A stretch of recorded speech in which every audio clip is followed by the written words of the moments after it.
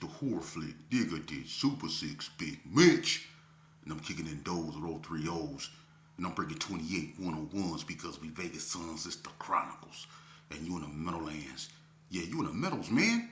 And you already know what made me. 530. What that mean? Oh, that boy's a desert baby. Oh, yeah. Hoover Dub, Scrub, 22-inch gold Dana Danes, and Big Bolo Yang. Yeah, I could never be on McLean's. Nah, welcome to Vegas Chronicles with the whole Super 6, Mr. Digger, Ditch Big Mitch. And today, like any other day, y'all know what we do. We kick actual factuals with no additives and no preservatives. Just raw and uncut like what? Like summer sausages and crackers. You already know. Shout out to everybody that's been supporting my platform, man. And I want to send a very special shout out to, man, OG Spoonie, man. Good looking on what you did, brother. God bless you, man. And I am truly humble, man. You know, one thing about being, a God-fearing person, man, and you know when God is watching you, he lets you know, and if that go over your head, then it go over your head. But when God is watching you, he lets you know, so I'm going to continue to push what I'm pushing, man, because I know what I'm doing is right, and with that, let's begin. I did a video yesterday, and I spoke about, did the Crips get the blue, their color blue from California. And it was a guy that got in my inbox, and he said, how could you say that y'all, the Crips out in Vegas, wore blue rags and didn't get it from California? I didn't say that. I say the color. They already was wearing blue. When they became Crips, it was just an easy transitions, but the GQs got their color off a beer can, man. The Slip Malt Liquor Bull is blue. That's where they got it from. And their emblem was blue. That's how you knew a GQ. You didn't know a GQ from a blue rag at one point in time. See? That's what I'm trying to tell you. You didn't know a GQ, but for a blue rag. You knew them behind an emblem, a bull. GQs don't bull, S-H-I-T. That was their emblem, man. Before it was the blue rag. Then the blue rag came and they became Crips, the first Crips. But they was already wearing blue, bruh. That's how that was. Now we all know Crippin' come from California. Ain't nobody denying that. This ain't none of that, man. And people always want to look for commotion in a silver conversation. But since we're on the subject of Las Vegas and California, let's go over some of the similarities that you may wonder. One thing about Las Vegas, as opposed to California, we have Crips and Bloods out here. That's okay. And we know Crippin' came from California. The GQs was the first Crips.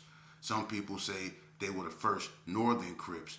I don't have a dog in that fight, but the GQs are, normally looked upon as being the first Crips. So my thing is this right here. We know Crippin' come from California, but I'm going to be honest with you. For California to be so close to Las Vegas, I'm going to tell you something. The only gangs out here that's really of California origin other than Crippin' and Blood, that handle Crippin' and Blood, the only gangs that emulate California are the Rolling 60s.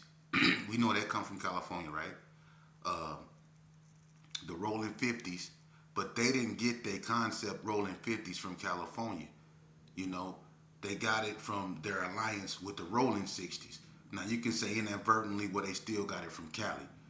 But the Rolling 50s in Las Vegas, who were formerly UCCs, Undercover Crips, they didn't know nothing about, I guess, Rolling 50s in California like that. That ain't why they became Rolling 50s in Vegas. So let's clear that. We know Pyro come from California, Playboys. See, out there in California, they Playboy Gangster Crips, but in Las Vegas, they Playboy Bloods. But in Regal States, you have state Playboy Gangster Crips. But they didn't get they Playboy Gangster Crips from California. And I did an interview with Blue Mile, Howard Harvey Perry, and he spoke on that. That didn't come from California. That came from an altercation between the PBs. You see? So I already spoke on that. All right.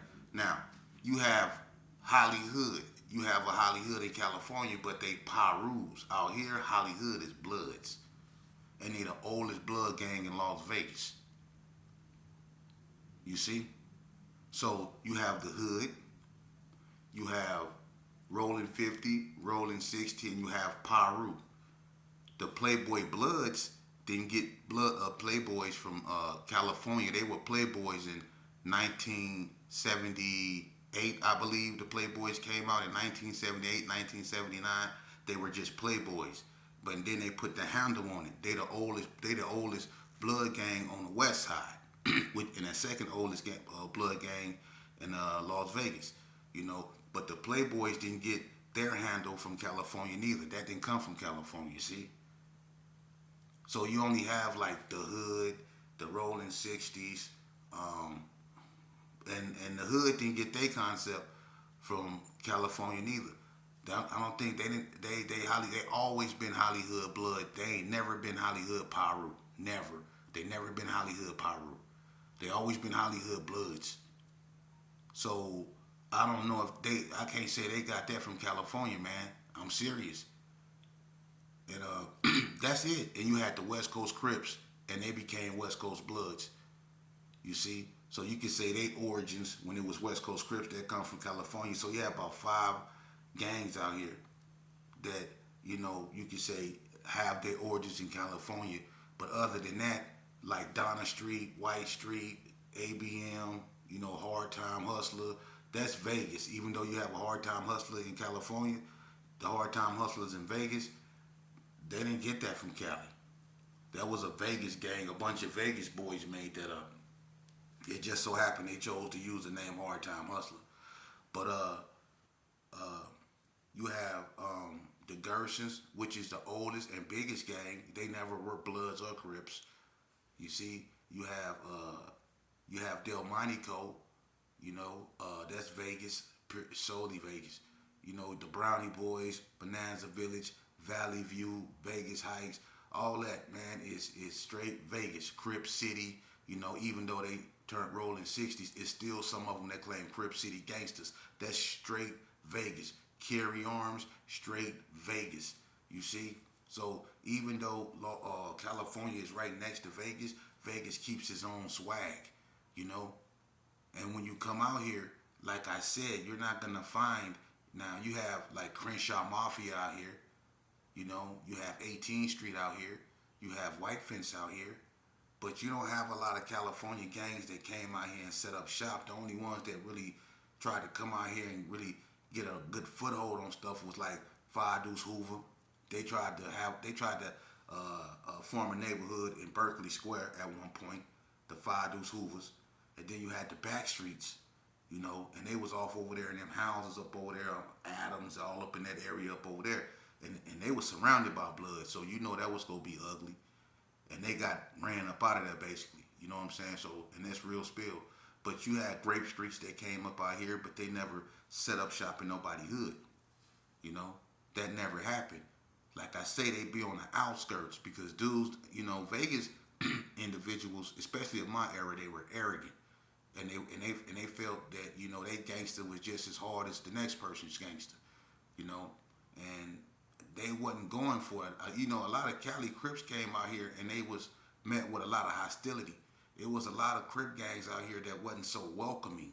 You know, they didn't want nobody in their neighborhood, and it wasn't just because they was from California. They just didn't want nobody in their neighborhood.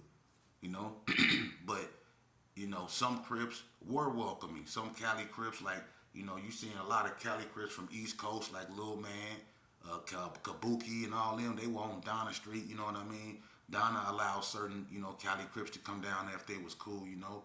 But, you know, the 60s and all that, the 60s only rock with 6-0, you know what I mean? Or O's in general, you know what I mean? And, or neighborhood, you know, they don't rock with nobody, you know what I mean? And you got other gangs out here, man, that just mess with their own. They don't want no alliances with nobody or nothing. They just stand on their own, man. You know? And so a lot of Cali gangs, Cali boys, they'll go on the outskirts. You know what I mean? Now, the Bloods is different. The Bloods are more unified. So when the California Bloods come out here, whether they Pyro or just Blood, the Bloods 9 times out of 10 go welcome them or embrace them. You know, because that's just how it is with them. You know, and that's one thing that made the Bloods a factor or a strong entity in Las Vegas. It's because of their unity. You know, the Bloods to me have more unity than a lot of gangs out here. You know, and that's why even though the Bloods is outnumbered, and you know it's only really 4 main big blood gangs: Pyro, PB, Playboy, and Hood. It's Pyro, PB, West Coast, and Hood. Them the 4 big blood gangs out here. And the reason why they always been, you know, solid and you know, stood tall is because of their unity.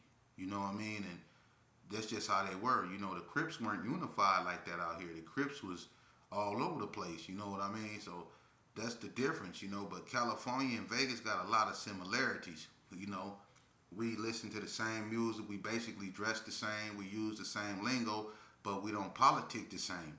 You know, we don't out here.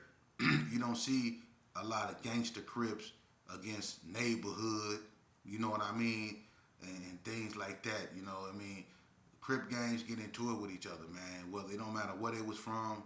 It's no Crip gang. It's no rolling car against a moving car and things like that out here. You know, it's not nothing like that out here. You know, and the closest thing you go get to like a East Coast versus say Hoover or Rolling 60 versus A-Trade gangster beef is gonna be the Gersons versus the 60s. That's the ugliest beef that was probably in Vegas. You know, the Gersons versus the Rolling 60s. You know, and a lot of that had to do with money, man. It wasn't just gang banging.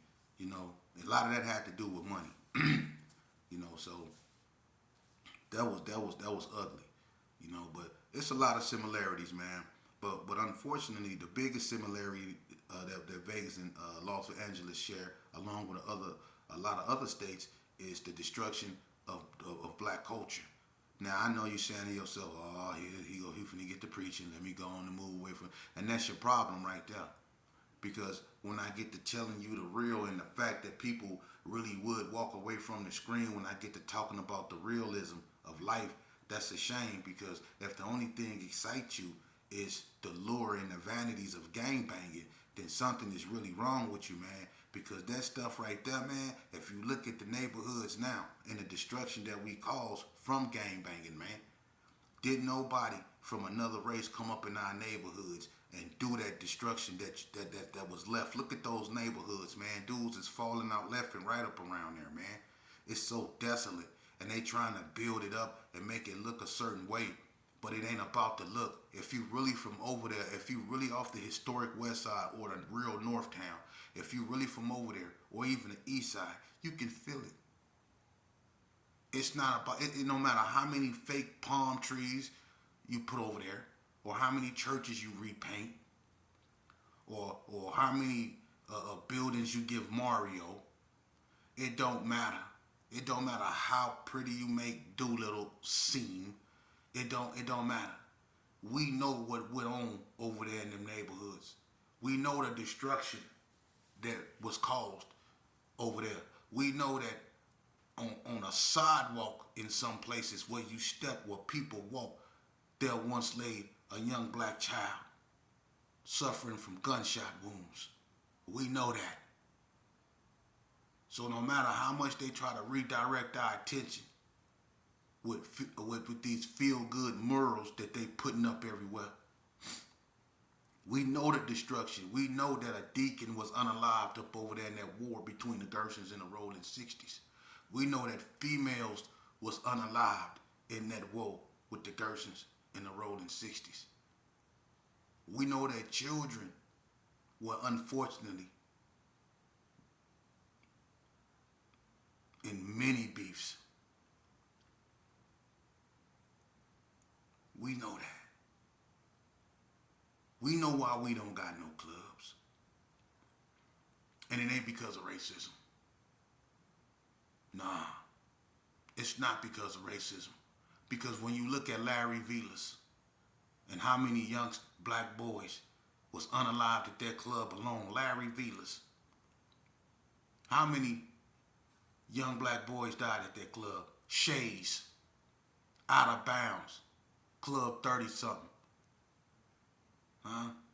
The Barcelona, the Runway, the Hunch Ridge, the Heritage, the Lula Tubes, the Connie Club, the Comfort Inn, the Lucky Club, huh? Frank's, Tarks, huh? The one right there off Las Vegas Boulevard in Washington.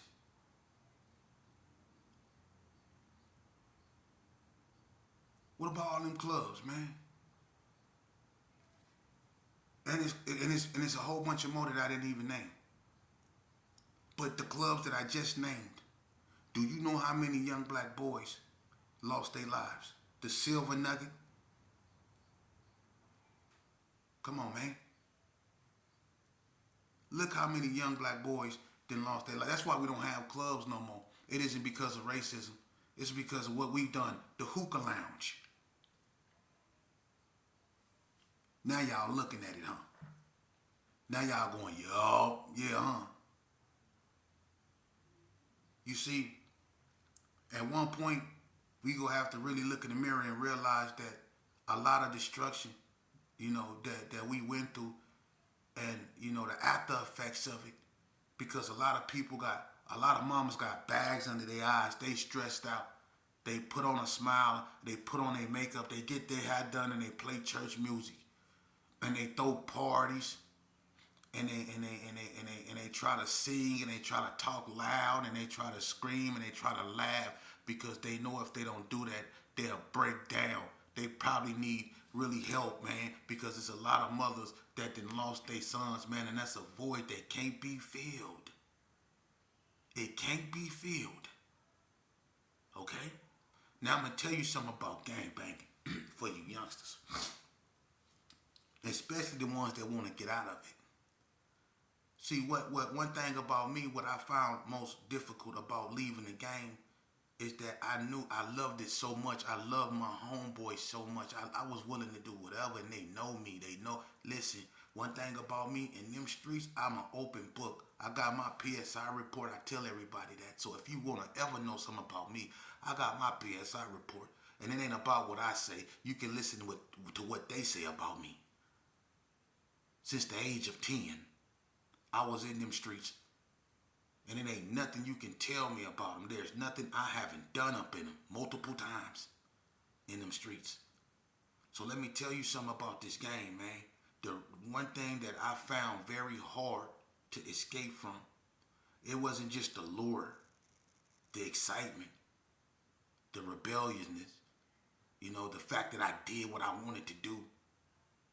A little kid drinking liquor, smoking stuff he ain't supposed to be, hanging out at night, breaking curfew, stealing, robbing, shooting, doing unspeakable things in my own community, using the bathroom outside, jumping on people for coming over there, doing drive-by shootings. It was all fun and games. And I did it because I love my homeboys. I love them more than I love myself. I was willing to go do 6 months in Elko multiple times behind my homeboys. I was willing to go to Shelby Training Center in Memphis, Tennessee twice behind my homeboys. Caliente. See, I got certified for my 5th gun charge. At the age of 15, I was certified as an adult. My juvenile career was over with at the age of 15. Y'all not listening. There's nothing you can tell me about this game, but I did it because I love my homie, and I wouldn't give it up because it would have left a void that I knew I couldn't fill. See, a lot of us, we walk around with voids of not having Father, voids of not having no direction, voids of not having God, spirituality. They have voids because a lot of women are left to raise their young men, their sons, because the father is either in prison, in the street, or under the grass. But the women are left to raise their children. It's hard for a woman to raise a man. But that's what make black women superwoman, because they give it their all. And if we as young black men only follow their intuition, we'll be alright. But we go against what our mothers tell us, and we get out there in them streets, man, and we get to playing the game we shouldn't play. And when the game play us, we get to calling and running back to mama. But by then it be too late. And then we got mama fighting them white folks when they dragging us up out the house because we didn't went too far. You see, or we got mama at home clutching the cross because you on a run for something that you can't take back, and she don't know where you is, but she know how them people do, and she clutching the cross and she rocking back and forth, hoping you just turn yourself in.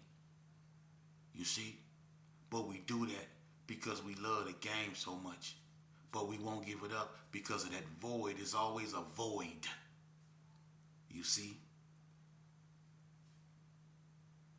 It's sad, man, because a lot of youngsters out here, they crying for our help, man. And a lot of times when they cry out for help, that they act up, they act out. They mad, and they ain't trying to hear nothing, you know? Because wasn't nobody trying to hear them when they was crying out, so they acting out. And we have to be receptive to that, man. We have to talk to them, not at them.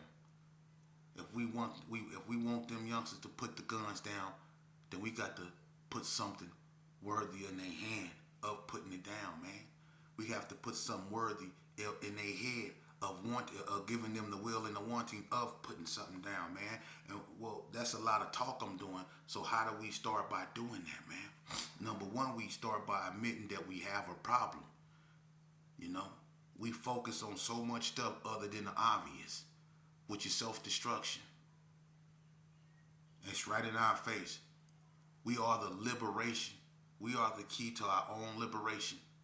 And the liberation is self-acceptance, accepting responsibility, correcting ourselves, checking ourselves, introspection. That's what we lack in our communities, man.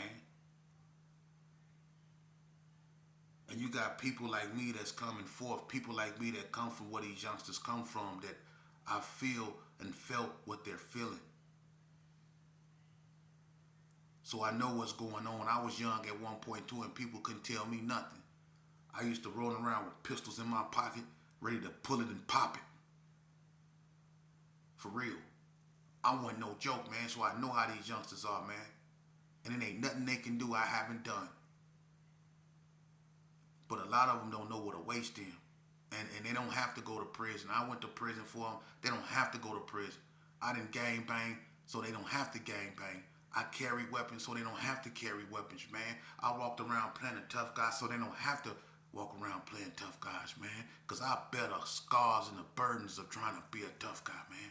It's about being a smart guy, because being smart will keep you out of prison. Being smart will keep you from up under that grass, man. Being smart will keep you in line with God and his principles. You know, then the only politics you should be pushing is politics of God. You see? We always talk about, I'm not bigger than the program. The only program that you should be up under is God's. That's the only thing you should be up under. Don't never let an imperfect creature define you as a man. And you youngsters need to know that. We need to instill masculinity back in our young black males, man. For real. We do. We need to let them know and help them understand that the only thing truly in life that will ever define them is what they do with these. Not what somebody else say. Brother, when you leave this earth, you're going to be known for what you do with these. Either you go use them to help your fellow man, or you go use them to hurt them. These right here, they make cures. See, for diseases. These right here cause destruction. When you think about something, it's just a thought. I can think about anything I want to. No harm, no foul. But when you think about something and you bring it into manifestation with your hands, that's when it counts. Whether for better or for worse. A thought is a thought until you bring it into manifestation with your hands. So you could think about harming somebody, but as long as it remains a thought, no harm, no foul. But when you take your hands and you harm somebody, that's when it's something else. So when you leave here, you gonna be known for what you did with these. See, what God make you out of. If you're a religious person, it says God molded man out of his bare hands. This is what defines you, man. Your hands. They build civilizations. These right here. They build empires. These right here. They grow corn. They plant seeds and grow fields of corn in agriculture. These right here. But they also build nuclear bombs. They also build tanks. These right here. Yeah, your hands. So don't you ever forget that, youngster. And to my California brothers, man, Las Vegas is Las Vegas. We respect Cali. We look at Cali, like me. I look at Cali just like, another part of Las Vegas. And some people look at Las Vegas as another part of Cali. It's all love with us, you know what I mean? We don't even trip like that because we comfortable with who we are. Vegas is comfortable with who they are, man. We don't have to hate on nobody because we comfortable with who we are. We know that we're a state that never been taken over by nobody.